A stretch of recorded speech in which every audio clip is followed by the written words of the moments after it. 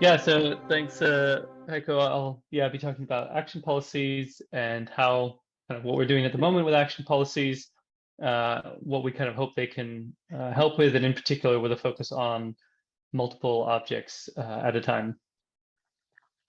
So yeah, kind of one of the aspirations for improving the action policies that we have is just to make recognition more efficient. If you have these objects in your memory and you're experiencing this object, ideally we do something better than just a random walk over the surface of this object in order to identify it. For example, making a quick movement to this point. And this might be either kind of a bottom-up driven approach or a more top-down approach. And the way I've kind of divided that, at least in my head, is that kind of bottom-up is anything that the sensory module and the motor system will have had access to. The top-down is stuff that relies on a learning module, so an explicit model of objects, either from based on kind of previous learning.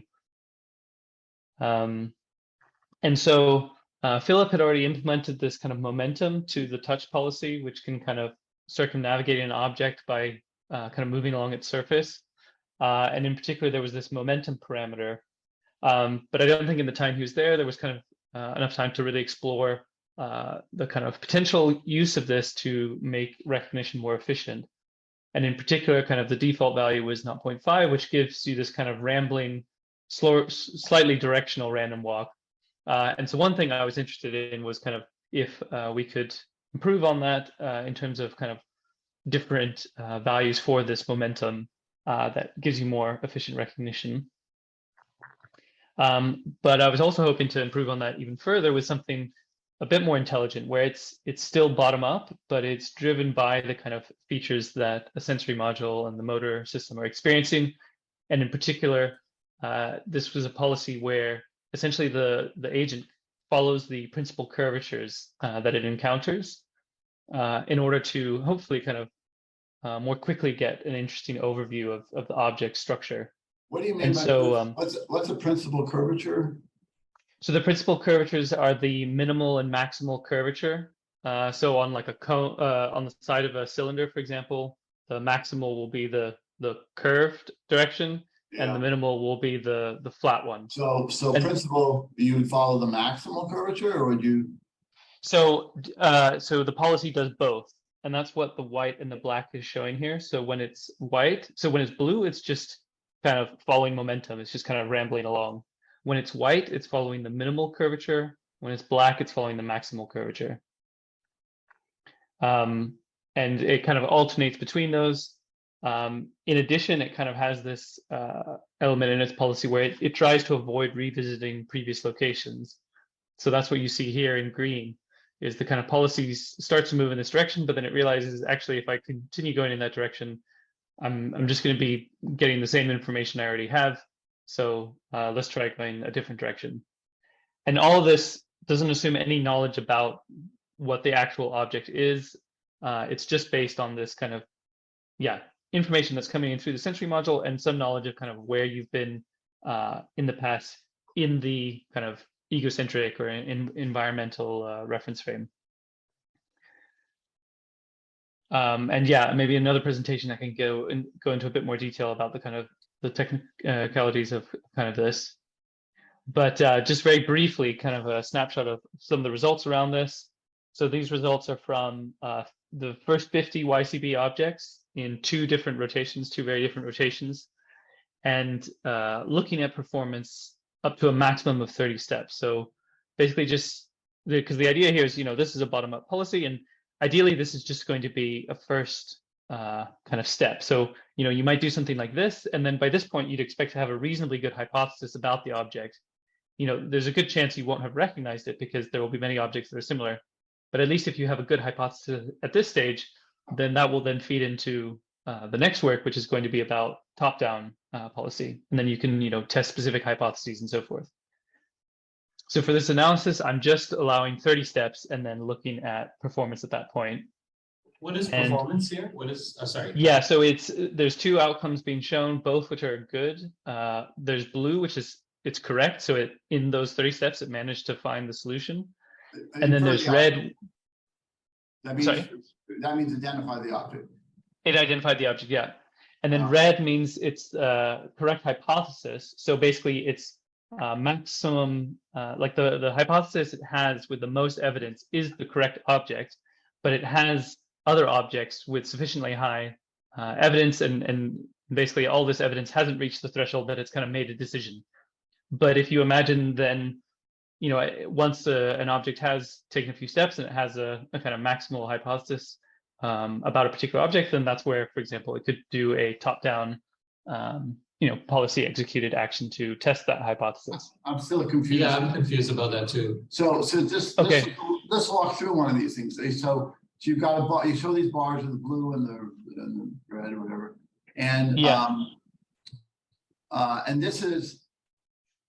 I guess I'm just trying to understand what. Yeah, what is it? So I'm trying to understand what the difference between the blue and the red are. I understand you said the red. So is like, basically the red, it hasn't converged. but right. What's It's correct about it? it's because the one that it thinks is most likely, if you kind of pointed a gun at it and said, okay, well, which one is most likely? You have to decide. It would be the correct one. What's the difference between that and a correct hypothesis? Because it is Then it's actually converged, and it said, I'm confident it's this object. There are like some threshold for it to actually identify an object. It needs to be confident above a certain level, and it needs to be sure, like it needs to be a higher evidence than all of the other objects by a certain threshold. So there's still Okay, so multiple objects that are possible. Okay, so if you look at like normally how classification is done, you just pick the top hypothesis and that's your classification, and that would be the red one. And then blue, in addition to that, it's actually very confident that it's the right one. Is it confident in that it eliminated all possibilities, or is it just some arbitrary threshold? I mean, I guess it's a relatively arbitrary threshold. I mean, as in it's user set. What? Sorry, maybe repeat your question, Jeff. I'm just trying to understand, is this blue meaning it's absolutely certain, or is it just above some threshold of certainty? It's which just case- above some. So this Threshold. distinction of blue and red is kind of arbitrary, right? It's like it depends on where you put your threshold. Yeah, yeah, but I think it's still I don't know, useful to think about kind of, yeah, in some cases you want to be more confident. I mean, you have to have a threshold at some point if you So- want the object to Well, the kind of system to output Okay. one Well, one it's- label. but the label's continuously being outdated. In some sense, it's okay to say the system is always guessing. The system is never 100% certain about anything. You could think of it that way. And just like in science, your hypotheses are always hypotheses. It never. But say this is feeding into something else, like, okay, how much confidence do we need before we're going to act on our hypothesis? Like, we want to first find out what it is, and then we're going to kind of try and pick it up or something. Well, I think. So we need some sense of kind of confidence about the object before we're going to Yeah. then try and execute an action. That's true, but you know, as Jeff's saying, yeah, you need to have maybe some threshold, but that threshold is just a parameter. Yeah, it's more of a functional thing because I mean, ideally we just have like a continuous evidence that like updates every step and it just varies and all of that, but we Right. have to kind of measure it at some point. So we have to kind of say, okay, is it correct now or not? And for that, we can kind of need a threshold. When do we measure this? And we need to kind of end the episode at some point. So that's What why is Right, but there's nothing magical about a particular number. Yeah. what does the outcome proportion number represent? So it's a percentage Of what? of the total number of objects experienced. I mean, you're saying. So as in on about 12% of objects, it got the correct solution Oh, in 30 steps. So it's just classification. So higher is better. yeah, it's, so 12% of the objects are correctly recognized versus, so that means even with all the different tests here, there's a lot of objects were not correctly recognized. Is that right? Yes. Is that 30 bothersome? Or steps is is it- very few steps. The steps are very small, so 30 steps is not a huge distance to Oh, reach on a yeah. project. Why? Yeah. why- No. And yeah, I'm Okay, so that's another. It would definitely be better if you obviously did it for longer. But this is why I was kind of saying that I think ultimately we don't want to be kind of just at inference time dragging our finger slowly across an object. We want to. Right. You could do much faster, right? You know. Yeah. Yeah, that's the plan. To skip if you go on Yeah. the surface. It's just But I mean the touch policy I think is it's kind of constrained to follow the surface at least at the start while it doesn't have a hypothesis about the object, and I think that is a good thing because I think that kind of relates to what would be happening if we eventually have kind of a robotic digit or something like that that's giving us an accurate depth reading but has to kind of follow the surface and not knock the object over, which is very different from And this scanning an also- object with your eyes. When I think about how I touch something, it's pretty obvious how I do it, and it's not quite like this. If I touch an object, either if I'm learning it or trying to do inference, I will typically find, let's just call an edge. Like I got this cup in my hand here, and I find a sharp edge, and I follow that edge around. And I do it continuously. That's what I was trying to capture with this principal curvature guy. It's interesting because I was trying to lay that onto this minimal and maximal curvature, and it's funny because it's like I'll say on this, I'm not, when I'm on the lip of this cup, to go to the maximum curvature, I go down the side, but I don't really want to do that. I want to follow the edge, which is in some sense the least curvature, but it's still following the edge. So it's not clear. There's not a lot of, you don't really want to go on the flat surfaces very much. You quickly try to find an edge, and then you follow that edge around, which it's kind of hard to lay exactly on this, this is a little. No, so that you could easily do if you just, so I set the number of steps that it's going to follow a particular curvature before switching to the other. Yeah. And that's to avoid it spending ages just going around the rim. Well, right. So in some sense, what you do is you go around the rim until you get back to where you started, then you go someplace else and you follow another edge. Or you get to a point where there's a bifurcation in the edge, and then you follow that one. It's very related to what you did here, but it's not quite the same. So it's interesting. The other thing is it's very clear when we do this continually, at least with touch, you do it continuously. You don't stop. You don't go like, oh, sense, move, sense, move, sense, move. It's odd because that's not how we've talked about it in the past. It's like you sort of continually follow the edge, and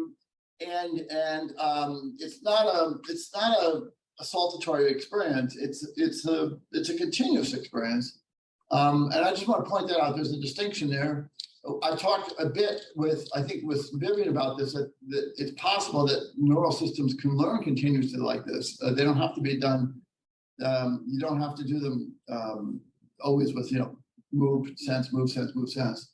So that's another thing. So like, if I said, like, I want to move further, I don't want to just move my finger on this little area here. I want to move further. Well, if I have to jump and jump and jump, then I'm losing information. But if I can just follow quickly all the way around, then it's not like I'm storing 1,000 points. It's more, I think I can go through the neural basis of this, how this would work. You don't have to form new synapses all the time as you move around here. It just sort of adds new ones as you need it. And that's not how we have it structured right now. We have it structured now as this point and movement and point and movement. So I can see the problem there because you want to move further, but if you just jump further, then you're kind of losing the continuity between these points, and you don't know what happened in between. And I think in general, something that will be kind of useful eventually is kind of using movements themselves to kind of estimate principal curvatures rather than having these kind of point estimates, where it's kind of how something like a finger is actually moving along a surface that when it's constrained to follow the surface is telling us information about, for example, the principal curvature of an object. So and I think that could be a lot less noisy than some sort of depth camera reading or whatever it happens to be. Anyway, it seems we have a fundamental issue we're dealing with here is the number of points that have to be sampled. It's easier to sample close points, and then you have these accuracy issues because you've only sampled over a small part of the object. If you want to sample the whole object, then you either have lots of points, too many, or you perhaps are missing the key features of the whole thing. You know, if I just touch 4 sides of this circle, I can't tell if it's, and I can't really feel the curvature of it. I can't tell if that's a circle or a square, right? You know, because it's like 4 edges at 90-degree angles to one another. So I'm just pointing out a problem here that I think the neuroscience could tell us the neural solution for it, but I think it's an issue, right? The sample density is an issue here. But that's why you're only getting 30%. I think that's what Viviane was saying. But yeah, I mean, I said I'm not too concerned because this is just to be a kind of starting point. At this point, you would obviously then start testing likely hypotheses, and at that point, you can start making larger jumps. But it's hard to do that if imagine you're doing it with one finger. You touch one point on the object. Now you want to try and touch somewhere else on the object. Well, you have no idea what the structure of the object is, other than that there's a surface in a particular direction relative to you. Right. But you want to follow the surface, even if you just imagine you're learning it, you want to follow the surface, but you don't, and you want to follow it continuously in some sense, but you don't want to store a gazillion points. Yeah, I think, I mean, the continuous versus the discrete is a more fundamental thing for sure.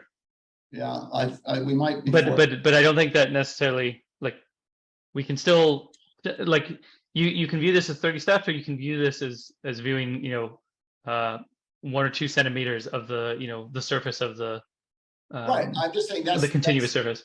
But that's not really, that 30 centimeters is not what we do with our bodies, and it has restrictions to it. I think what you're saying is, hey, I can sample a small part of this object and get enough of a hypothesis of what the object is. Now I can use a top-down action policy. But that's maybe true, although obviously it's not going to work extremely well, because we still have, only 30% of the object being, a third of the object being recognized. So that's insufficient. And also, it's also not sufficient if we're going to have an action policy for learning the object, in which case I have to sample much more of the object. I mean, I still think these results are pretty promising, because 30% it actually had the most likely hypothesis right, and saying it's the most likely hypothesis means there were several other ones that are also possible. That may be objects that have a similar morphology, or symmetric versions of that object, so different poses of that object that are in symmetry equivalent. So even those, if you just use the most likely hypothesis and it is the wrong object, it will most likely still have a similar morphology. So even with that, using that with a top-down policy should in most cases work.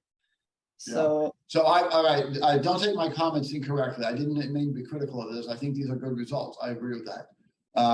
I'm just anticipating problems and trying to understand how is it different than I think the brain does it. That may or may not be important, but that's the naturally comes out of my head. I think this is not exactly, this is close to what the brain does, but I'm just bringing, that's all I'm doing. I think it's still good results. Don't get me wrong. So I mean, and I mean, like, so it'd be very simple to change this, for example, so that you follow most of this, and rather than you kind of have the action policy follow this whole thing, but then you only feed, let's say, kind of 5 or 10 observations from across the whole rim to the learning module. Like there's kind of simple approaches to make it a bit more what you're describing, but yeah, definitely the kind of distinction between discrete and continuous is a much more fundamental change that would need to be implemented at some point. I feel like that gets to kind of how the learning module represents things. And right. That would be a fun little side discussion to have. The discrete versus continuous. I don't understand it completely, but I have ideas about it, and it'd be an interesting challenge. It's one of these things I say, I wonder if we could add continuous learning to the kind of models you guys are already building, which are fundamentally not continuous. So that'd be an interesting sort of mental exercise to go through someday, if you wanted to do it sometime. Yeah, no, I agree. That would be really good. Do you have sort of proposals for different directions to go to next, or other? Yes, maybe just very quickly, just in case it wasn't clear, this plot. So on the x-axis, we have random walk, we have the momentum at 0.5. So this was kind of the default value that had been used before. And then this was exploring kind of a smaller momentum value. So this is just kind of carrying forward more. And then this is this principal curvature guided policy. I mean, given the number of samples I have and so forth, it's not clear if there's a huge difference between these two, but it seems that at least these are, it's a trend towards improvement, certainly over random walk, potentially over much, kind of the much previous better than a momentum random value. walk. Right. Yeah, much Yeah, better. yeah. Could you remind me how to interpret the momentum value? I thought a larger number means you would go further, but here it looks like you're not going. as far. It's the opposite. So of a momentum of 1, yeah, I agree that maybe momentum, when I write that here, It's one is over a poor choice momentum. of words. It's a parameter called alpha. So yeah, really maybe momentum is the inverse. Yes, okay. It's one over Yeah, momentum. no, it's a good point. Or one So minus. 1 is a random walk. Okay, got it. Yeah, Yeah. I might change that for the next time if I present It's just these. the one That minus. is So, confusing. The opposite of the word momentum, you might say something Yeah, like Friction. jitsi, Yeah. scatterbrain, Or the values, we just take one minus the value. I know, but the word momentum just sticks in your head. Yeah, Like, oh, the bigger the momentum, the more further I go before I turn. It's the opposite of this. Yeah. It's like this number represents how crazy you are. and Niels, just this quick other. Oh yeah, I please. think I have a mean question. free path is the word you're looking for. What is it? Mean free path, like when you're talking about atoms bumping into each other. Okay. if Yeah, pure all right. diffusion, yeah, That you're technically right, Eric, but that doesn't speak to the masses. I Well, again, an Brownian notion. If I ask my wife what's the opposite of momentum, she wouldn't say mean free. Mhm. All right. So I had a question, Niels. So Yeah. you're making the jump from these principal curvatures to object identification. If I'm just thinking, rather than these, the criticism that you're having to do all these micro steps and maybe store them or something, is if they're contributing to a hypothesis of some kind of contour, and then if you have something that is basically relatively smooth, and you say, well, I think there's a curvature, continuous curvature going here, so there's a contour, and I keep moving and it's being satisfied. I only need to store that kind of raw curvature, if you wish, rather than all the intermediate steps. So as an intermediate representation before you leap to going, okay, now I understand the set of contours represent this particular object. Yeah. No, I think that's a great point, and yeah, exactly. I think something like that will be important, and I think when there is something like that, then I think the advantage of the PC guided over just the standard momentum will be even more stark, because at the moment, like this policy means we sample like this principal curvature going in this direction more often, but it's not in itself really giving us information. The fact that we're following an edge about the kind of principal curvature, but like you say, that is kind of added information, which could itself be kind of an intermediate representation. I have a bias against trying not to parameterize the objects, and you've been through this before, where like, oh well, we could say the cups are made of these certain, curvatures plus this and plus edges and so on. At least if you're going to do that, you have to do it in a very sort of no a priori assumptions about what the structures are. You know what I'm saying? It's like you don't want to get down to a model of a cup is some predetermined structures that are combined together like gluons or something like that. I guess I'd prefer to keep going in the direction you're going and solve the problems that they arise. I don't want to overstate. Yeah, I mean, I think there's a variety of ways that what kind of Kevin was describing, and kind of what I was also alluding to earlier about kind of capturing curvatures with movement can be represented. So yeah, I agree. We don't want it to just be like a list of free variables that parameterize cones or whatever. Right. Like so as long as we agree with that, then Kevin's suggesting is a way of thinking about it, and I'm okay with that. Go there. Yeah, no, thanks, Kevin. And so just quickly, then the other kind of result was just so if you go back to these kind of red ones where you have the correct like the kind of the correct object is your most likely hypothesis, but you have a bunch of other objects that you kind of essentially haven't eliminated yet, and are sort of cluttering your comparison. And this is what this is looking at here. So this is the number of potential hypotheses, and then against the different conditions. And again, what you see is it seems like these policies do a better job of kind of ensuring that we have a more kind of constrained list, not something with 15, 20 objects, particularly again the PC guided. So in this case, when this number of possible hypotheses are down to these low numbers, are you checking that the correct object is actually one of these possible hypotheses? Or Yeah, it's not only one of them, it's the leading one. well, leading one would get you that 30% accuracy, right?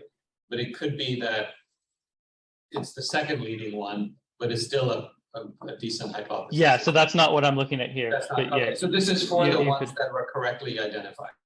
exactly, yeah. Okay.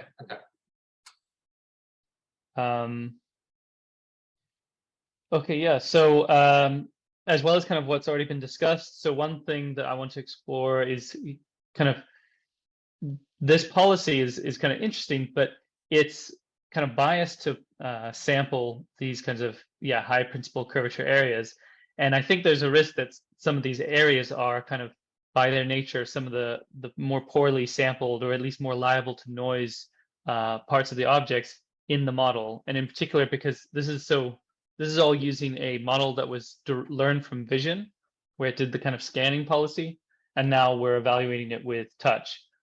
And so one kind of natural thing would be to augment the kind of vision model, go back in, and then also learn with this kind of policy and visit a lot of these kinds of interesting parts of the object, which I think would kind of help to boost the performance. I didn't understand that.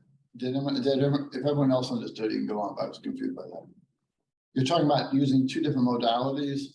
Yeah, so if you think about the points on this graph that are kind of represented in memory, Yeah. there may be areas where there aren't many.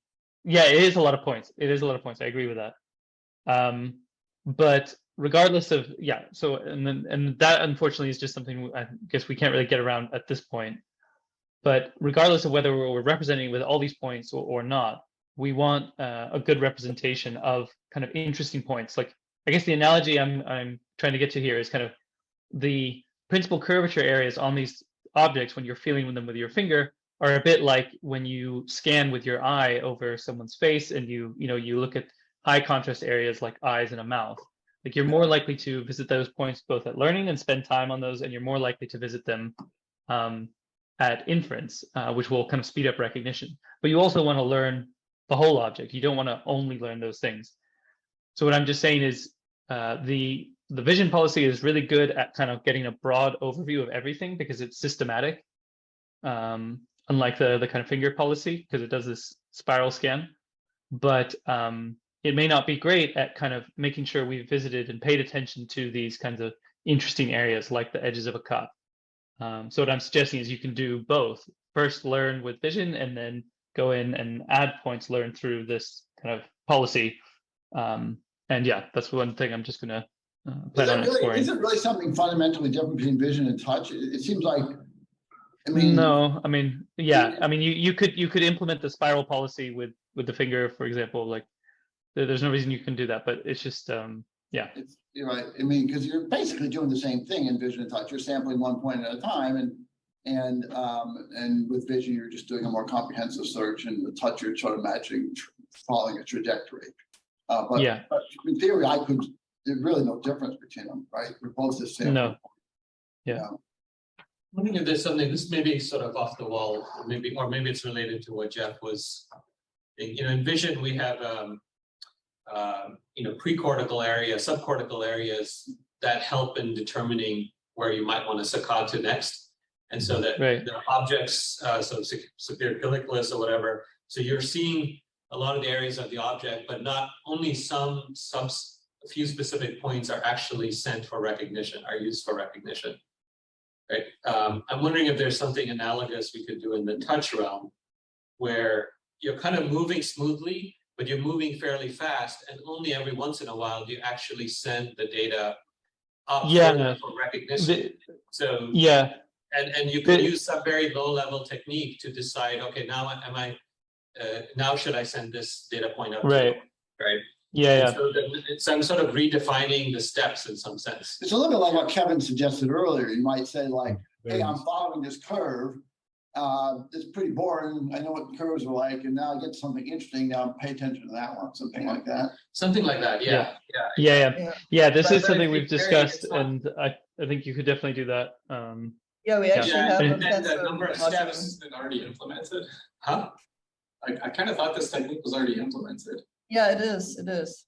I mean, not with the touch sensor, but there's generally. I mean, it could very easily be applied to the touch sensor, where we just send an observation to a learning module if the features have changed significantly. Yeah, whatever that strategy is, it could be features significant, it could be some other strategy, but basically there's some very low level strategy that decides when something should actually go through the whole recognition process. Yeah, but yeah, I think it's still different from I think what Kevin was describing, or at least how I interpreted what Kevin was describing, which was more. Well, I was thinking about kind of using the actual movement to kind of represent a curvature. But yeah, I think we could definitely do that, and that especially by redefining steps with that, you could definitely cut it down. Yeah, because then in 30 steps you would have seen a huge chunk of the object, right? Yeah.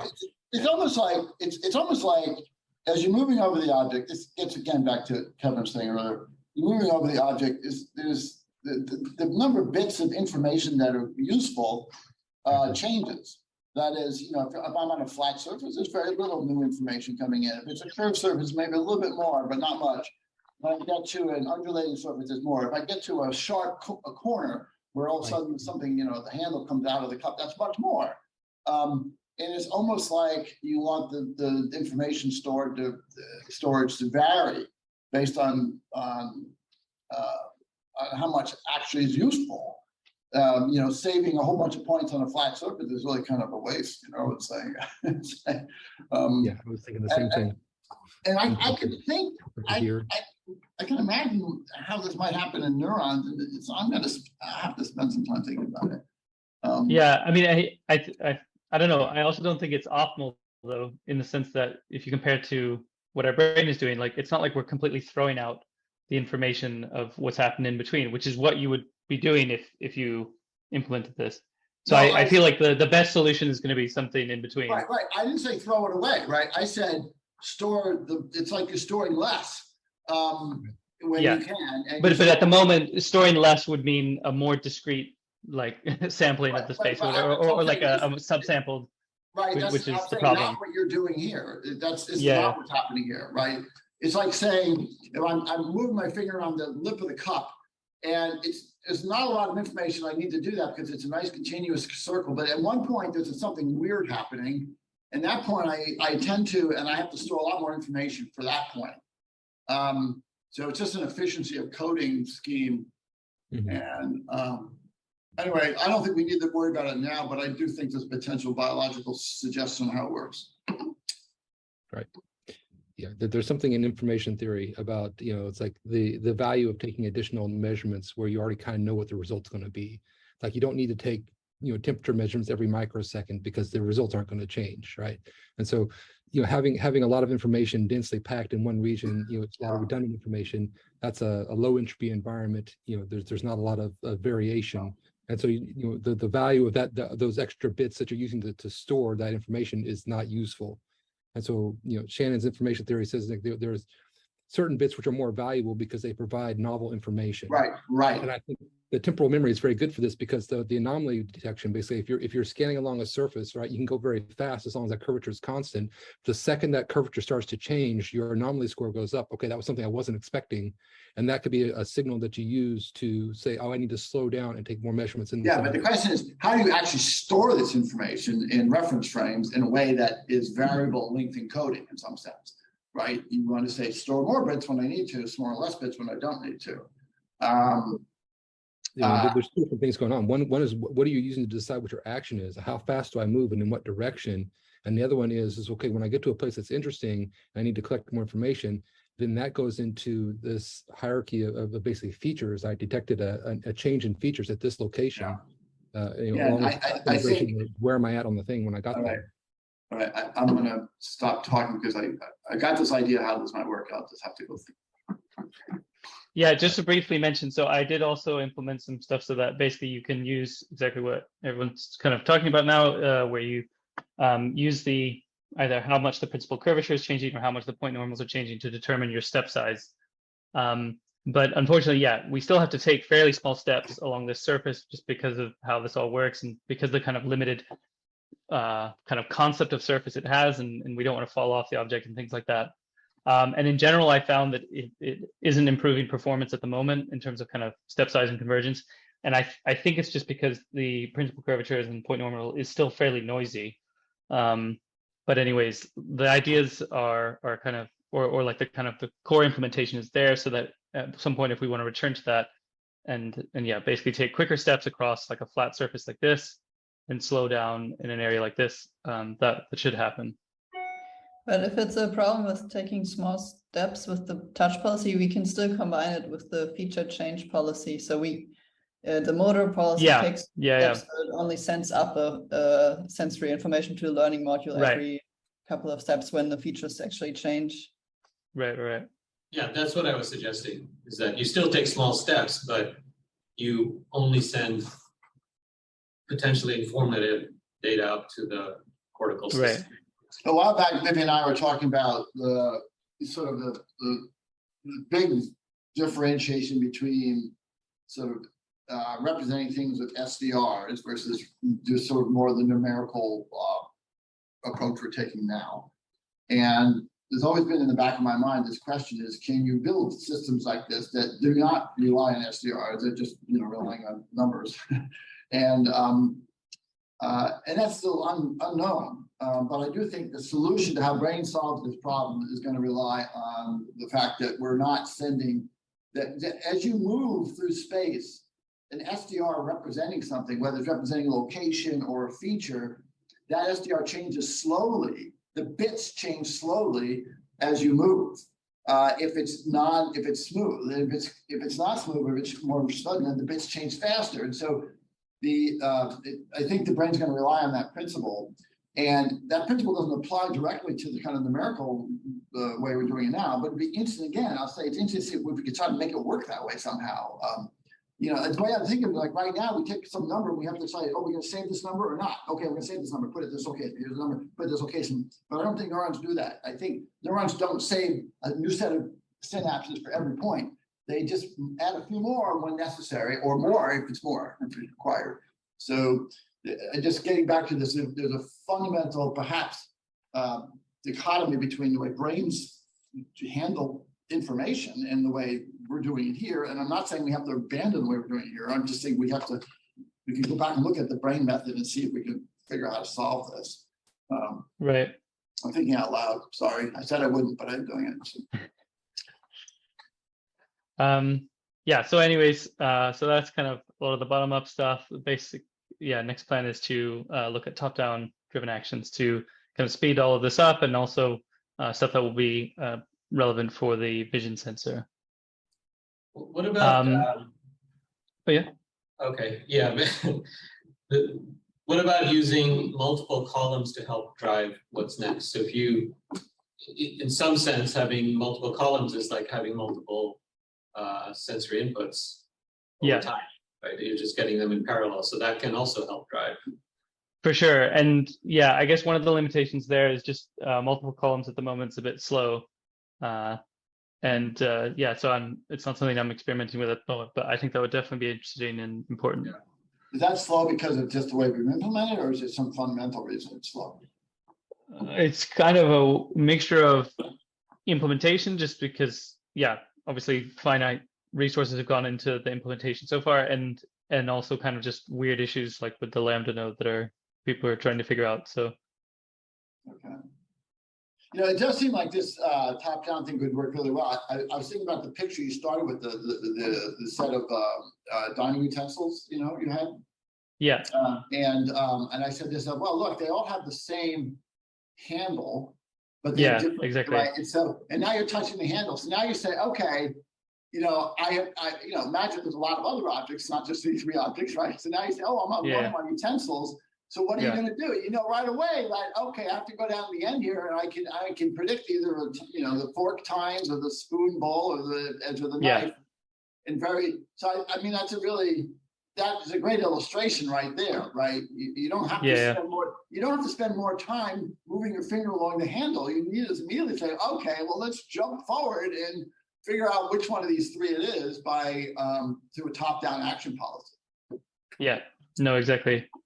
It's a good So, yeah. illustration right there. Yeah, so that's yeah, I promise this isn't my Did you room. get a picture of Sophia's bedroom? Is that?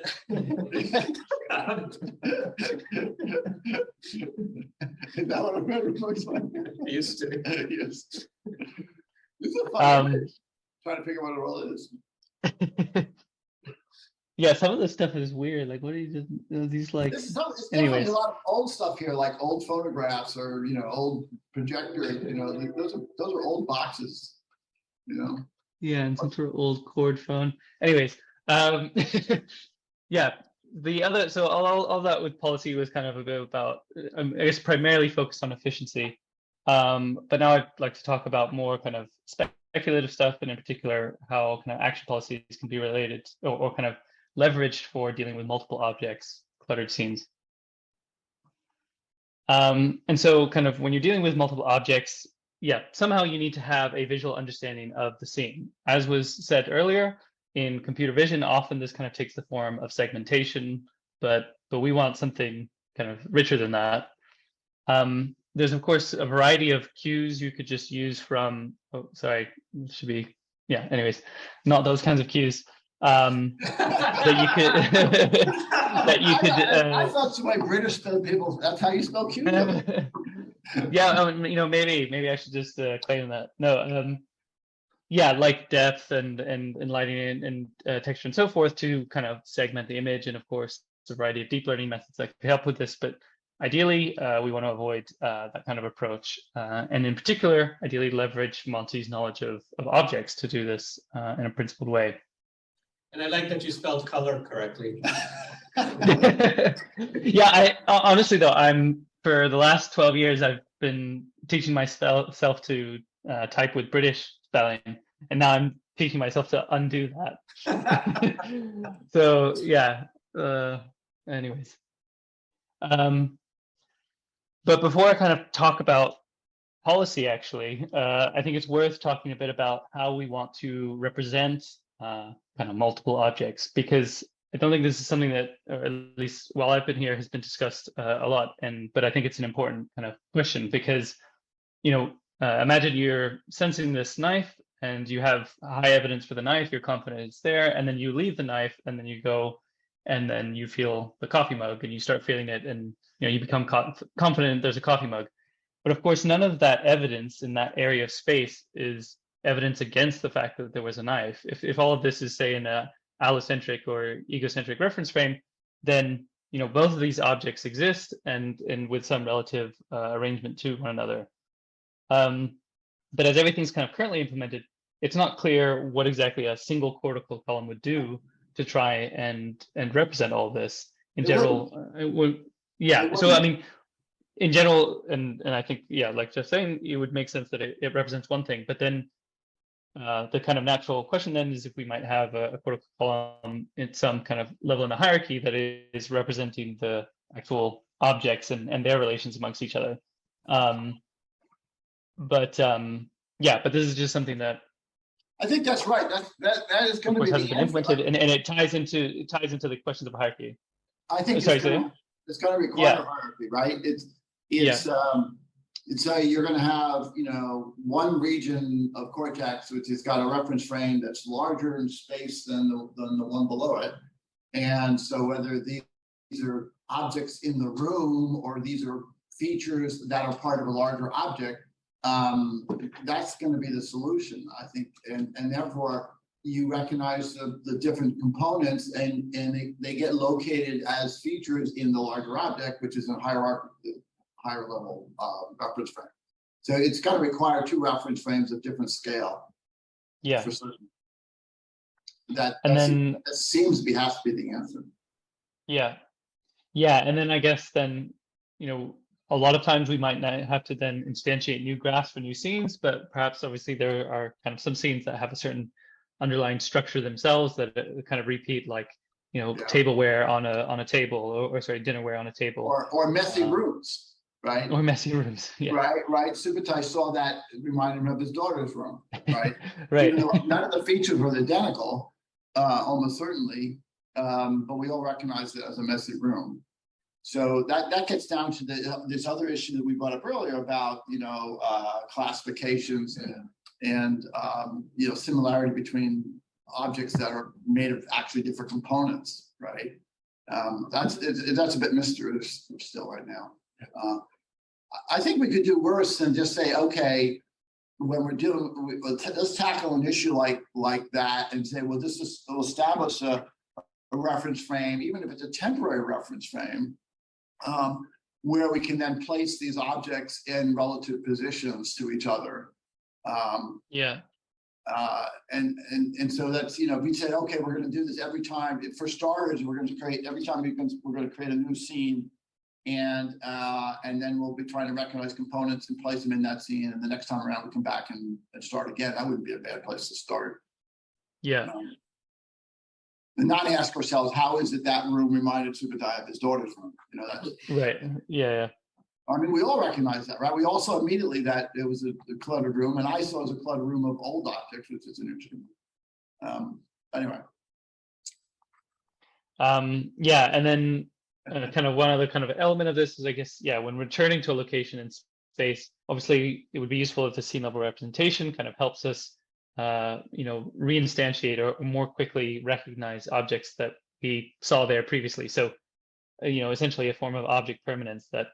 If you return somewhere, you don't have to kind of study the teddy bear again or whatever to re-recognize it. You expected it to be there, so as long as there's even a small amount of evidence for that, then that will confirm your kind of representation.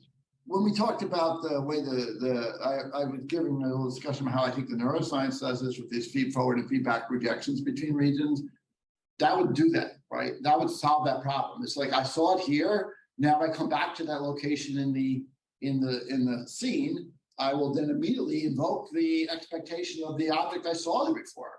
So that should happen if we do something similar to that. Yeah, even in the original Monty architecture, we had that short-term memory module, which is learning exactly the same way, but it's representing the structure of the current scene, and then just not a permanent representation, it's a temporary representation of the scene structure. All right. I was wondering when that would come back in. Oh yeah, this was before my time. I don't remember okay, that. so that's cool to know that there's a short-term memory module. So that would actually. The idea that each learning module has like a hyperparameter of how fast it can build new models. Like if it pretty quickly builds them up pretty much immediately, like short-term memory, but then it's also not very permanent, or if it slowly builds like very stable in general models. Well, you wouldn't want it to always be, you wouldn't want to classify it as, temporary. It'd be more like, hey, if I saw that scene again, like if you showed me a picture of the cluttered room again, I would recognize it. I wouldn't say that, oh, here's another cluttered room. And of course, if you showed it to me 3 days from now, I have no memory of it. So on my point is that, there can be a continuum of like, build something up and then the memory fades slowly if I don't reinforce it again. That's right. That's what most of our memories like. But kind of in the short term, I'm just going to propose that we kind of don't worry too much about kind of getting a scene level kind of understanding at its most basic. What we first want to be able to do is just, given a series of objects overlapping each other, kind of be able to recognize everything that's there, and when we're looking at something, correctly recognize what it is. And so that way this kind of work can operate in parallel to, for example, work on hierarchy, which would be important for the true kind of scene representation. Yeah, it seems like you should be able to do that, right? Yeah, so you need to be able to recognize the objects first. Yeah, and exactly, and it's necessary for the next step, anyways. So, so with that kind of discussion to the side, then I wanted to return to discussing actual policy and how it could kind of actual policies and how it could relate to multiple objects. So just kind of like a simple one that seems like it would be useful is to kind of stay on an object, or at least try and stay on an object until there's a reasonable amount of confidence of its ID imposed. Obviously, sometimes this can be harder to do than in others, and this is probably going to be scenes that are harder to parse and kind of visually understand. But yeah, there's a variety of kind of heuristics that could kind of help with this, as well as though kind of top-down cues. So you know, both based on the model that you might have of a car, you know, you'd expect if you are going to see the kind of car anywhere else, you have some understanding of kind of where that would be. And you can also kind of, I'll get to kind of combine this then with multiple modules and how they kind of represent objects to kind of guide you to, you know, certainly kind of sample, for example, in a clustered region like this, but potentially in a more kind of intelligent way, also realize, okay, let's try sampling over here and see if it's consistent with being the same object or not. And kind of similar to the kind of staying on an object until you're reasonably confident. I mean, I think, yeah, generally focusing on nearby foreground objects seem to have less occlusion or kind of near in depth, again, should make it easier to kind of resolve a heavily occluded scene. But then, yeah, ultimately there may be kind of genuine ambiguity, genuine uncertainty in a scene, and there you can move your sensors, as these people have done, or eventually, you know, we'll be able to kind of interact with the objects and thereby kind of reduce uncertainty as well. And again, there may be some scenes that in a completely passive sense would be impossible to disambiguate, but this kind of sensory motor element would be important. You know, if you went back to this picture of the car, Yeah. And if you, instead of the car being black and white, if it was green, and Yeah. instead of the bush being done with all little blobs, it had little lines of green in it too. It might be very difficult, you know, much harder to parse that. So it just thinks, you know, reminds me there's all kinds of clues here to come into play. In this case, Yeah. color is a big one. And also sort of the general texture of those components is a big one. There aren't any lines in the tree as much as there is in the car. You know, I'm just saying it's a multifaceted problem. And we just have to be careful that we don't make it too hard for us.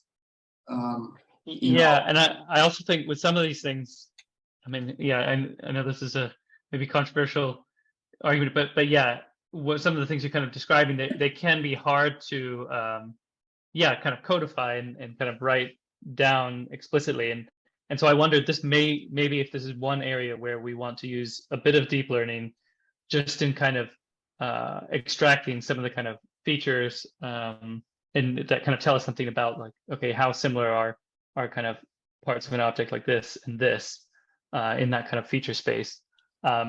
Which, yeah, I mean, I don't think it would be too crazy if the brain is just doing with kind of some bottom up, some nonlinear processing. I was thinking the opposite, actually. Maybe misinterpret. What I was thinking here is if I'm looking at the car on the left side, I don't get fooled by start looking at some of the green things and see if they make sense with the car. It's not like I'm jumping to the right. It's more like, how do I know where it's clear I'm looking at the back of a car. I recognize that as a VW Beetle even. And, you know, but I'm not confused by the green bush because it's an easy distinction. And I'm just saying in terms of action policy, it's an easy action policy in this case. Because, you know, if I sort of include everything to the right of the left edge of the tree, I can still recognize the car. Yeah. Right. And I don't actually need the other end to recognize the car. Right. But once I recognize the car, knowing the morphology of cars, I can actually predict there's going to be a front wheel there. So it's really not about bottom up, you know, bottom up cues. But it will, but I That's think the how- bottom-up cue might be important to, as you were saying, if the car was green and maybe the textures weren't as different, then it can be hard to kind of stay in this It's just area. to know what belongs together. Well, to me, this is really an example of the recognizing this as a car is a bottoms up action policy, right? I don't, as Superintendent was saying, I can just look at the left side here. I'm following the black lines are not like the green stuff. And I follow them and very quickly I say, oh yeah, that's a car, Yeah. right? Multiple columns could be voting on that at once and see that's a car. Yeah, And that's a bottoms up thing. Now, obviously, once I see it's a car, then I could test some things like it's, oh, well, that's maybe there's a tail light. Oh, there is a tail light, red. yeah, and I think in standard computer vision, it's very traditional to use these like really low level cues like color and T-junctions and what kind Right. of overlaps you can have. I don't think that's really necessary here. Right. I don't think it is. You just, again, I look at this image and if you don't see what it is right away, which I could argue maybe I did, but then you would narrow your attention down and maybe the action policy here says go to these high frequency components of the image, which are the black lines, and just move my attention around those things. In our vision system, that would be multiple columns still that's moving around over that rear end there, and I'd say, oh yeah, it's a car. But sorry, Subotai, can you say that again in terms of why you're saying you don't feel like these kinds of bottom-up cues would be necessary? Right.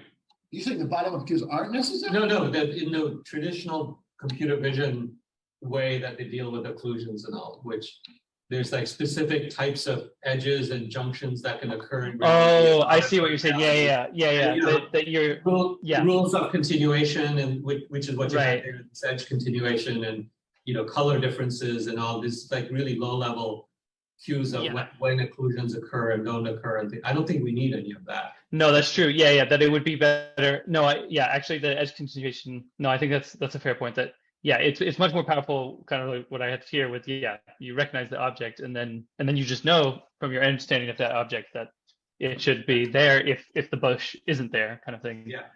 Well, one question I have is that you have the percept that the tree is in front of the car. That's got to come from some higher level. Yeah. And So that would be in the percept- like kind of scene representation. Right. And so that's independent of, because I look at the fact that even if, let's just exclude the left-hand side and the right-hand side of the car, you just have that one little line contour in that notch in the tree, you would still have the sense of a precept of the green object is in front of and somehow it occluding that other, whatever that is. Yeah, kind of border ownership and yeah. And I think a lot of these things also, there's probably multiple items going on, but I think to get something that kind of works and is able to recognize objects in a colored scene, I guess these are the starting points. That's required a priori that I had to figure that out before I recognize the car, or are you just saying it's something I do top down later, or say, that thing must be in front of that thing? I would say that it's I don't know which comes first, but I'm saying that there is a percept of how to interpret the scene based upon there's a sense of one thing is occluding the other. Right. Okay. So And I think that's a top down thing myself. So if you I agree. I agree. Okay. So I don't need to do that. I'm just saying, but that's a necessary precondition. I'm just saying it somehow conditionalizes you're able to connect all the pieces, together. Now you're right. You can just look at the left-hand side and say, yeah, there's a car that looks like the rear end of, a VW Bug or something like that. Yeah, right. You can do that, but I'm just saying that these things, whether they happen, one after the other or sequential or whatever, they inform each other and become part of the composite, percept of what you're looking at. Yeah. I just want to point out it's 11:20. We've been going for over an hour. Do we have additional material as well, or is it just this presentation? Maybe in the census. Are we close to your end here, Niels? Yes, yeah. So last slide, yeah, this is just getting into kind of multiple columns. So yeah, you could kind of have, as was discussed, like islands of consensus, but it may be necessary to kind of use something like attention to narrow the kind of fields of columns that are communicating with each other to get some kind of consensus there. Yeah, for example, in a setting like this, here it might be where you're kind of focusing high sensitivity sensors, in the case of a human, the fovea, but then you might be getting kind of signals of kind of something similar, something hubcappy or whatever in the periphery, and then whether it's through direct lateral connections or first via a level of hierarchy, there might be then kind of there could be a way for learning modules to sort of communicate with one another and say, okay, well, maybe we should move the high kind of density sensors over to this location. And just kind of a similar idea would be if learning modules in general were very uncertain about what was in a particular area of the scene, then they could again ask these kind of more high density or other modality sensory modules, learning modules to essentially come and help identify what's there. So yeah, I mean, I think, yeah, a lot of the ideas so far are fairly kind of straightforward and basic. I think the main thing is just kind of how we go about implementing this, and yeah, that's the next step really. All right. Thanks, So thanks very much. That's good. All right, Viviane. Okay, you guys still up for it? Sure. One of the bottom up parts of vision that I think will probably be necessary in like the situation, especially with the occlusion, is like the blob and the interblob cells, where one is telling you is like this is kind of a contiguous region, and the other one is telling you, okay, this is where that region ends and another one begins. So having that be able to, I guess, segment the space is important for figuring out that this part of the vision space is one object and this is something else. Would that, I mean, is that possible to put that into a sensor in your current framework? You're talking about blobs like in V1? Yeah, the blob versus interblob, like the edges versus the gradation, continuous regions. I think I need to review that because I don't. Yeah, I'm also unclear how like. Can we table that for now? Because I don't think everyone else understands the blobs thing. Yeah, It's in the table. It's the low entropy, like smooth regions versus the high entropy, like edge regions that you're trying to take. Could you send a paper on that, Eric, that talks about that, just succinctly reviews that issue? Yeah, I'll find it. Yeah, I don't remember that being associated with the blobs, so I must not be up to speed. I'll see if I can find it. Thank you. Thanks. All right, Viviane. Okay, yeah, so this presentation is maybe a little bit more high level and vague than Niels's. Yeah, as you already saw on the timeline, it's kind of like these two branches, action policies and hierarchy, and action policies has already started. Niels has already been working on, but hierarchy we really only talked about in the brainstorming meetings. And I've tried to condense some of this in here, but yeah, sorry if I didn't capture some of the ideas that we were talking about. But yeah, just really quickly, yeah, what are problems that we would like to solve with hierarchy?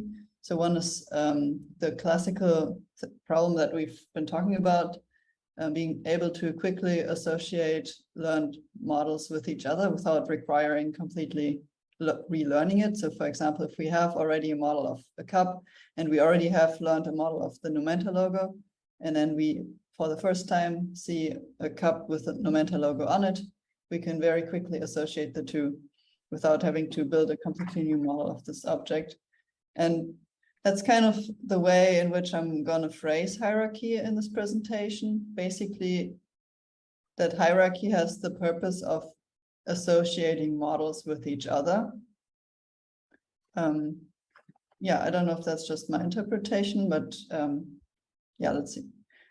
And then, yeah, that kind of ties into the second goal of being able to represent higher level object part relationships and more complex object structures without requiring huge amounts of memory. And yeah, I'm gonna make a bit of a detour right now because I feel like this is a pretty nice example to visualize this problem or this property that we need.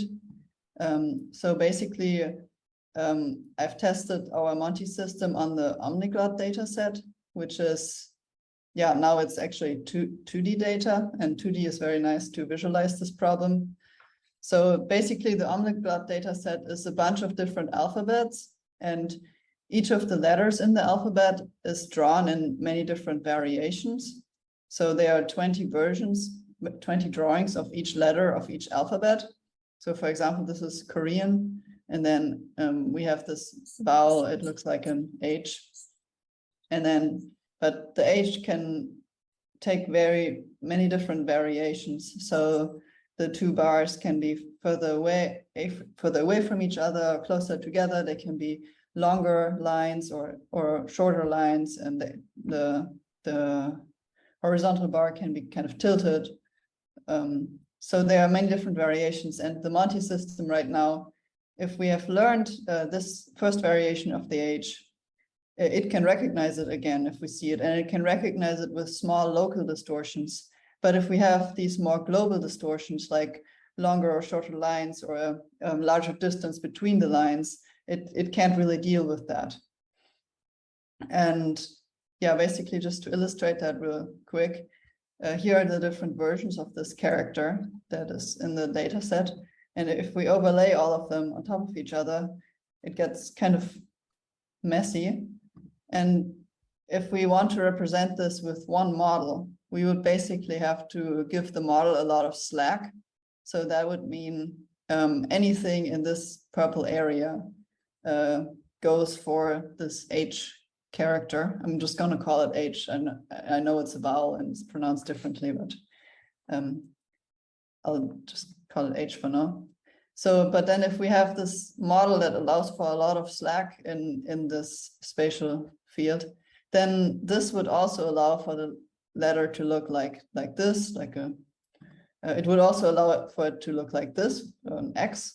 It would allow for it to look really funky, like this. And that's clearly not what we want. We want to preserve the subcomponents of the letter, like the two longer vertical bars that are parallel, and then one smaller horizontal bar. But their relative arrangement should be possible to vary. And I think this is something that would require hierarchy.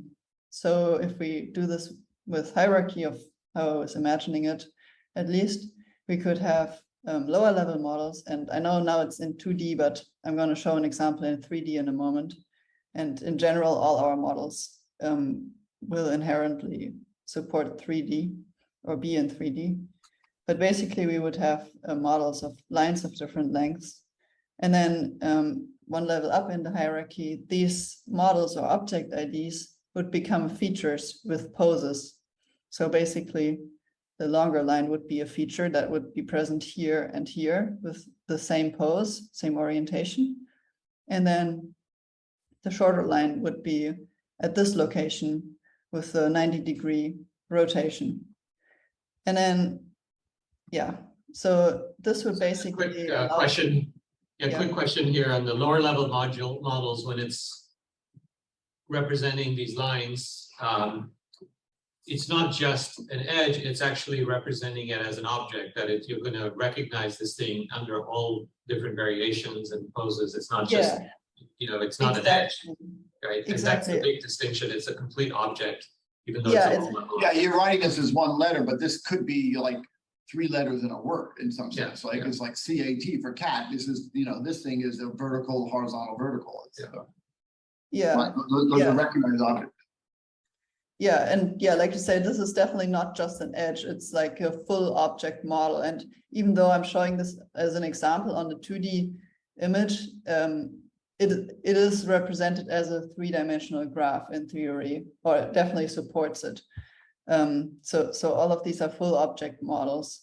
I think we have to be, if we explain this externally, we have to be careful about that, because that's a big misunderstanding that happens a lot. And it's a common reason why in neuroscience you get these edge detectors and you kind of miss the fact that it might be modeling like a complete Yeah, object that happens to show up in, as an edge. yeah, yeah. I hope it will be a bit more clear when I show this on a Yeah, 3D example, but yeah, I thought this would be a bit easier to follow at first and to see the problem. But yeah, basically now we can kind of constrain the degrees of freedom that we have. So basically we say, okay, we need to have solid lines. They need to be like straight lines. They can't have breaks in between or something like that in order for this feature to be detected or this object ID. But then the pose of these features can vary slightly. So we can, for example, rotate the bars a little bit, or we can adjust their relative position to each other a little bit. But that significantly reduce the degrees of freedom. And then two more side notes.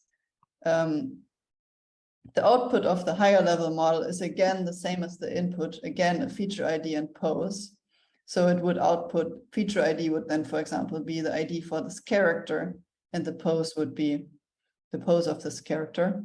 If an object is rotated, it works the same as the lower level models. It just outputs the same feature ID with a different pose. And it then basically just assumes all of these features will be have their pose rotated relative to each other. So it works exactly the same as the lower level learning module. Same input, same output, same inner workings. That's kind of like the principle behind it. And then, but because it constrains the degrees of freedom, and now if we take these other variations, this would not be recognized as the letter H anymore, because this curved line is not one of these features that are part of the H model. This would also not be recognized. It would recognize the longer line as a feature, but the pose relative to each other is wrong. And then this would totally not be recognized. It's interesting. I mean, the left one, is at lowercase h, but you're saying that would have to be represented as an independent. Well, this is the Korean. Yeah, that would be it. Yeah, this is Korean, so it doesn't have anything to do with it. That's not Okay, but suppose this was English. Like it's like Yeah, it would be a separate lowercase h model. and lowercase h would be separate things, right? It's not. Yeah. right. They are. Vivian, just to be devil's advocate, if your original H was composed of dashed lines, Yeah. how would you handle that? Yeah, that's a good question. That's just a line with occlusions. It goes back to representing these lines as complete objects. Right. If the occlusions became too much, then you wouldn't see it as a line. If if the dots were close together and there were a lot of them, then you wouldn't have a problem. You'd still see that as a vertical line. It's fascinating that the brain seems to like automatically have that prior, that like sometimes what you're seeing is just like a known object with occlusions. Like that way you interpret a dashed line as one continuous thing, and it really, you assume that the bush is in front of the car, just like that 3D prior. It's a prior versus he's a learn. I think that's a separate. Yeah. Yeah. Thing. Yeah. One thing as well, I wonder if I guess eventually some sort of kind of top-down feedback might be kind of important or helpful. Like if the Korean letter was overlapping, let's say another Korean letter slightly, like a captcha basically, and you're trying to parse the low level, but just like what line segments do we even care about, and then the information from the higher level can potentially help with that, and I guess that kind of iterative process is what a lot of different systems try and do for this kind of thing. Yeah, and I'm still not really thinking of this as like this pure hierarchical thing where we first get the lowest level features and then the higher and then the higher and then the higher, but more like an association of models with each other. So basically, we also have this higher level model of the H, which has a certain contour shape. So, and that, I don't know if that makes sense how I'm explaining it right now, but Makes total sense. Yeah. I think also you have to look at the fact when you have the H. I mean, the occlusion, you can knock out my dash line easily with that. But if, for instance, you can see an H if the only difference is a difference in texture, I think it's the notion of what constitutes a feature starts butting into the notion of what is a connected region of a similar type. So this, I think, this is bumping into the thing we talked about earlier, that there's these two sort of forms of the model. There's a morphology model and a feature-based model. And the way I've been thinking about it, just kind of crudely, is that the morphology model is much more forgiving. It's much lower resolution, less high frequency. And that things like fuzziness or dotted lines, or these are all more things that would surface in the sort of specific feature component of a model. So that's why you can recognize the morphology of multiple letters that have different colors or different textures and so on. None of that matters for the morphology model. They matter for the other details. In the same way that a coffee cup is a coffee cup, the morphology is the same, but if I put the logo on it, well, that's a specific feature on that particular cup, but it doesn't change the fact that it's a coffee cup. So I think some of these issues that we're touching on here are going to rely on this idea of these two sort of model components. Yeah, right. Yeah, let me show the 3D example real quick. So yeah, now moving to some more complex examples than like simple characters. Here, for example, a bunch of different airplanes. And if we would want to represent all of these in one model, we would have to allow for a lot of slack in a bunch of directions. And it's just, they vary along all kinds of dimensions. I mean, even with hierarchy, I think this is difficult to do. Like the bomber plane is like quite different from the other planes, and like the X-wing is also. That's not an airplane. I just want to point out the X-wing is not an airplane. It jumps right out at me saying one of these doesn't belong. So it's Airplane. a space plane. It's not an airplane. Yeah. All the others are airplanes.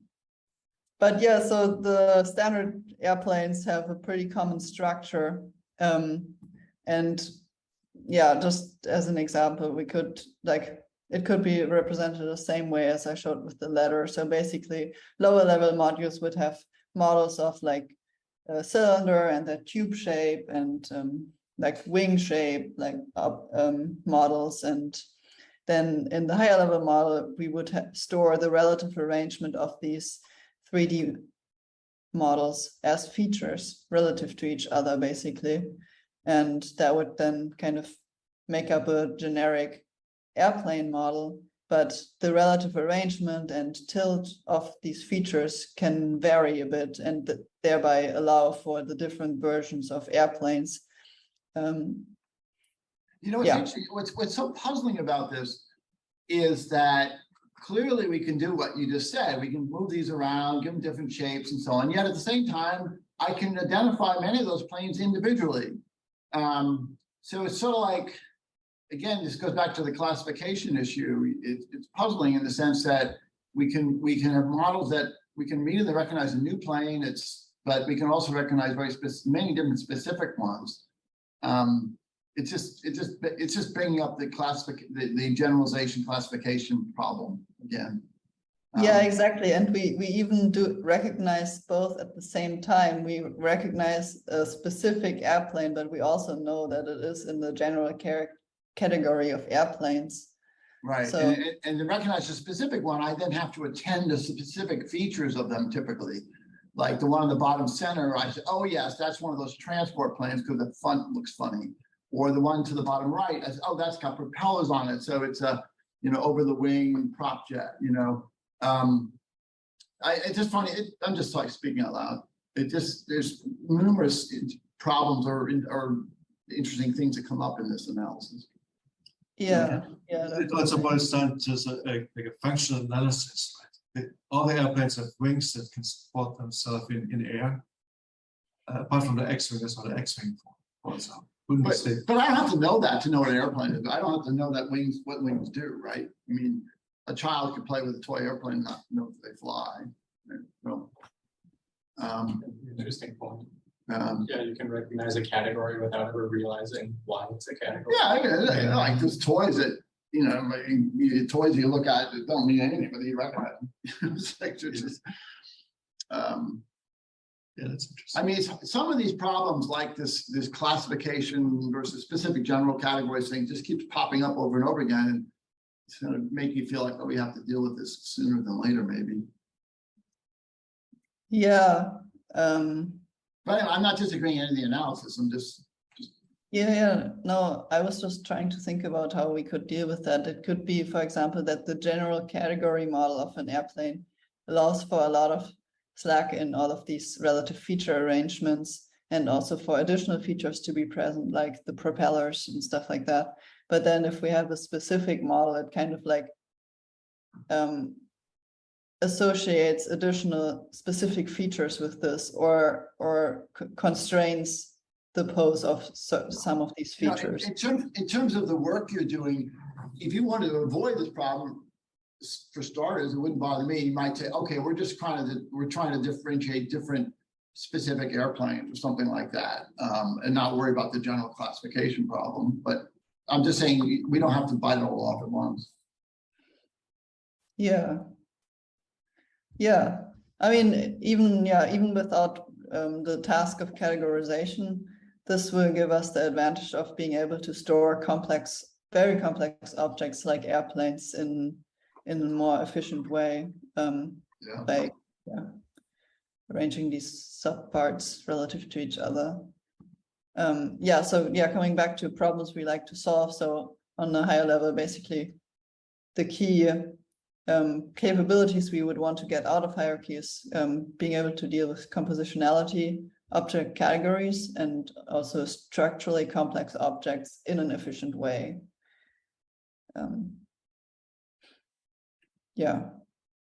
And I have a few slides on how this may be happening. I'll go real quick, but basically, we already have the bottom part of this diagram.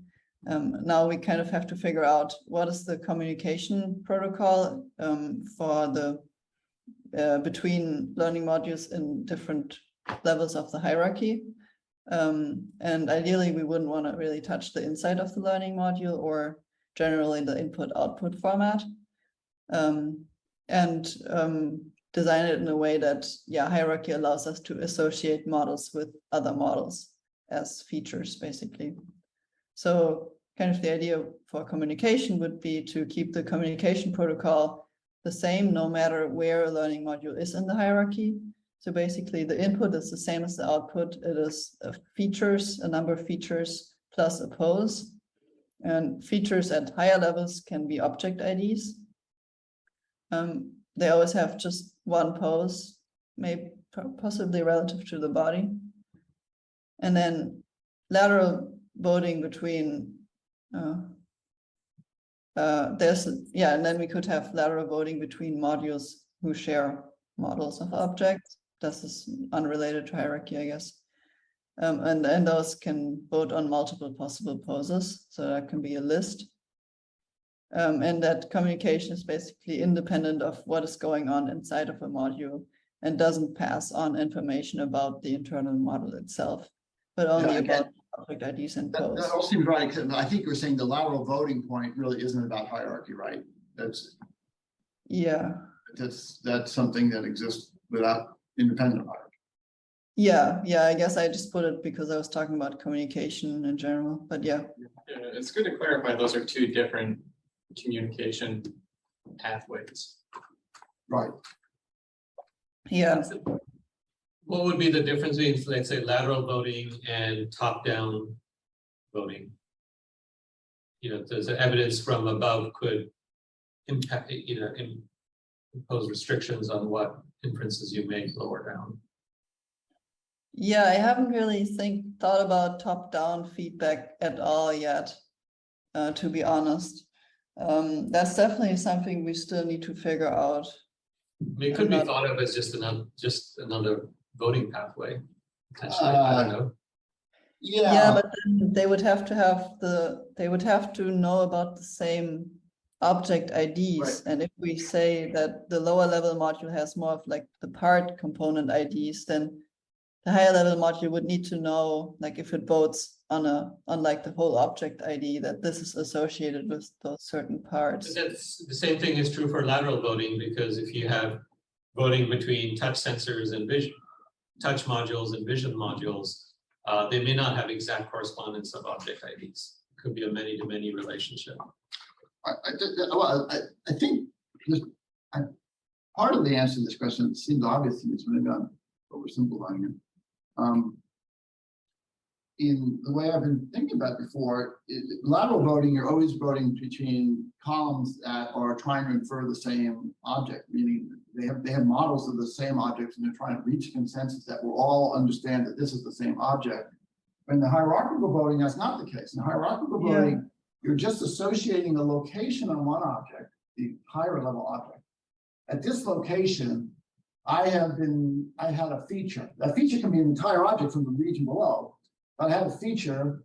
I don't know what that feature is. I don't know what it means. I may or may not even have a model of that thing. I just know that I was given some bits that said that's what's at this location. So I'm going to tell you, I can feed back to you saying, I'm at that location again. You should invoke the same thing you sent me before.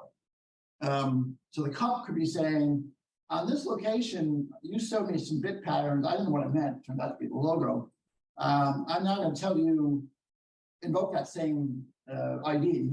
I don't know what it means, but you're supposed to invoke it. And so now you have to invoke the reference frame for the logo and instantiate the logo, which is really sort of, in one case, you're voting on the same object. In the other case, you're voting on different objects. You're not even voting, you're just associating different objects at some location.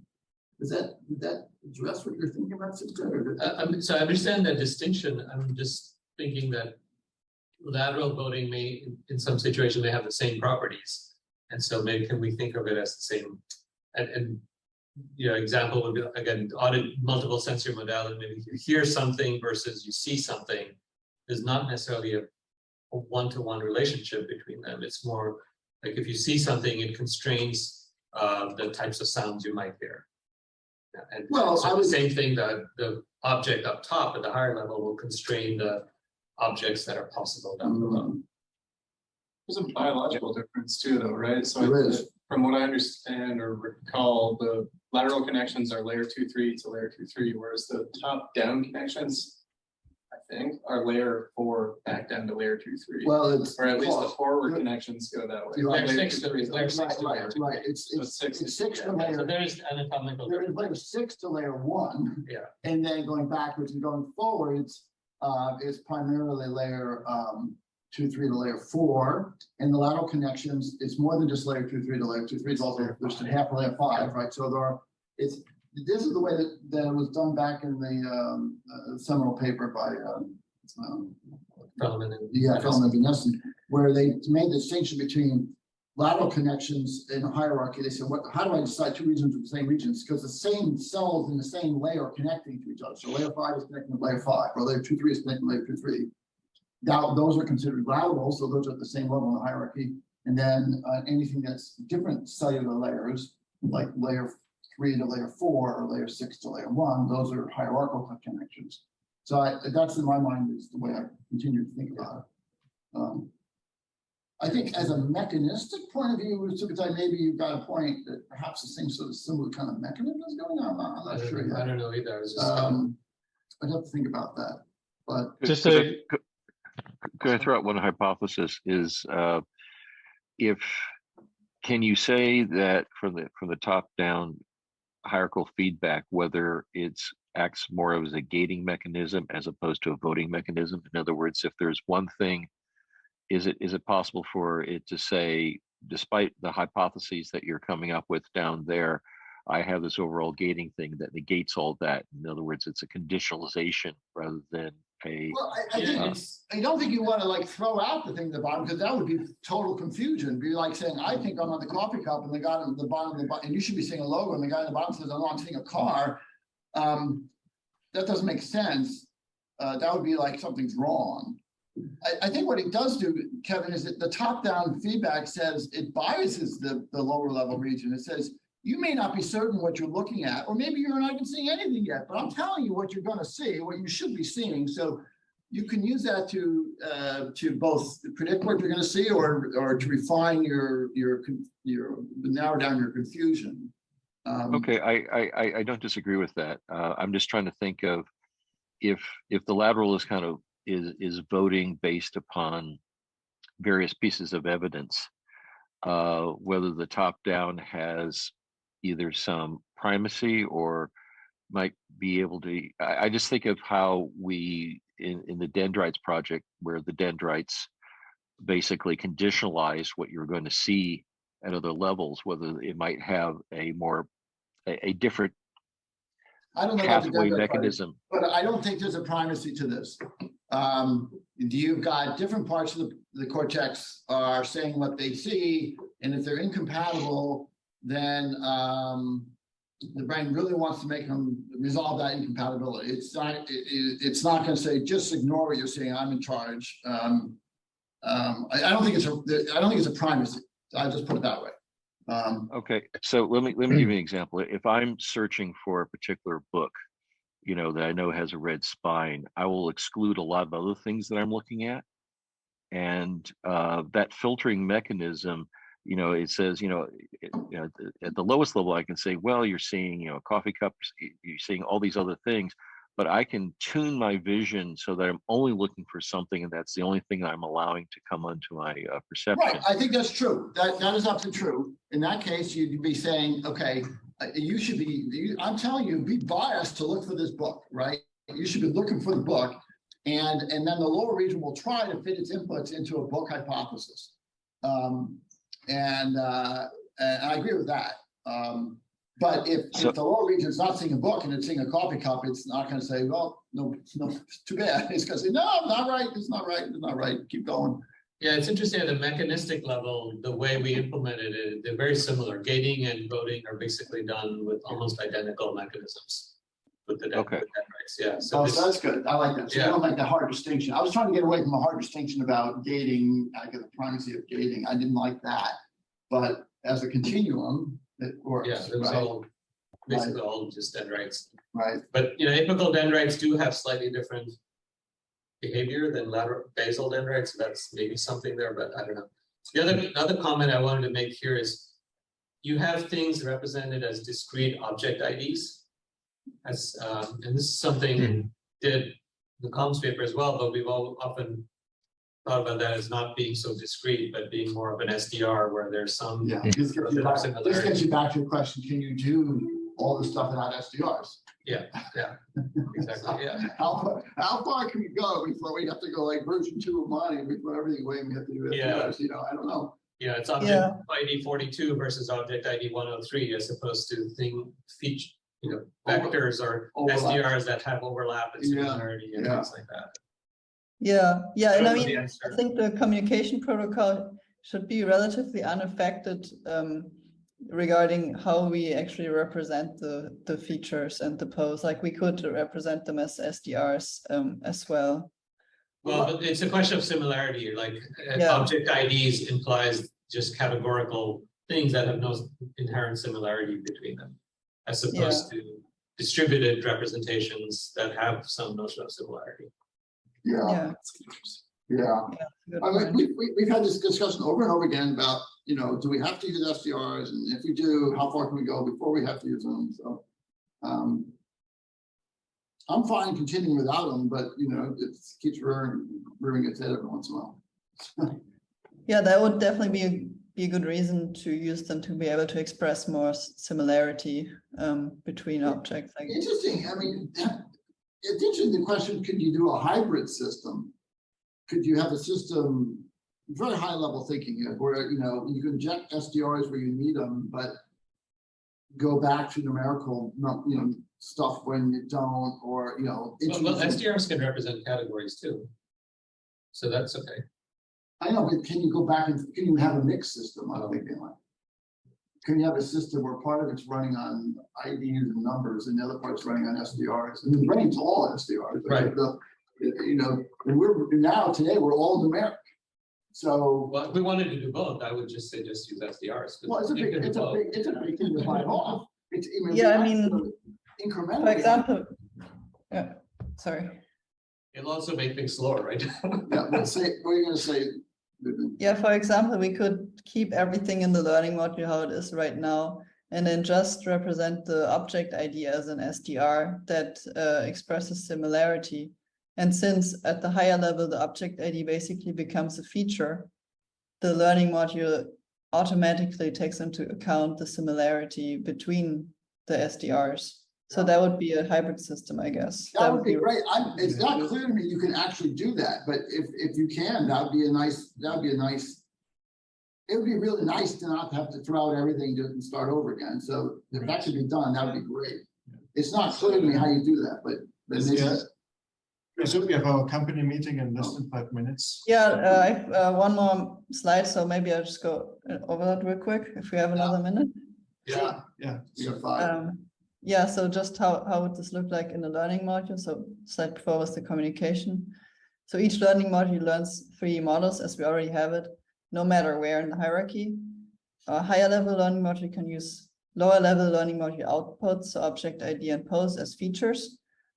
Could also combine this with direct sensory module output. And then the lowest level learning module could also, in theory, learn complex object models like an airplane, if that would be needed, but it would require a lot more memory and training and would allow for less category generalization. And then the last one is how would learning work? Just make a point on that. It's not clear to me, don't have to explain it to me, but just file it away. I don't know why it would allow for less category generalization. I'm not questioning it. It didn't jump out at me. It's like, oh yeah, that's right. I don't know why. Basically, like the example with the age, that basically we can have, it allows for small local distortion, but if global parts of the object are distorted, like the bars of the age are further apart or closer together, then it can't really deal with that. Okay, I think there's other ways that we potentially solve that problem. Let's leave it at that. Okay. Yeah, and one big question that's still very open for me is how learning would actually work in the system. Like, how do we decide where what is being learned? And yeah, that's the pretty big question mark for me. Okay, this is my favorite slide. It doesn't seem as mysterious to me, so maybe we can talk about that if you want.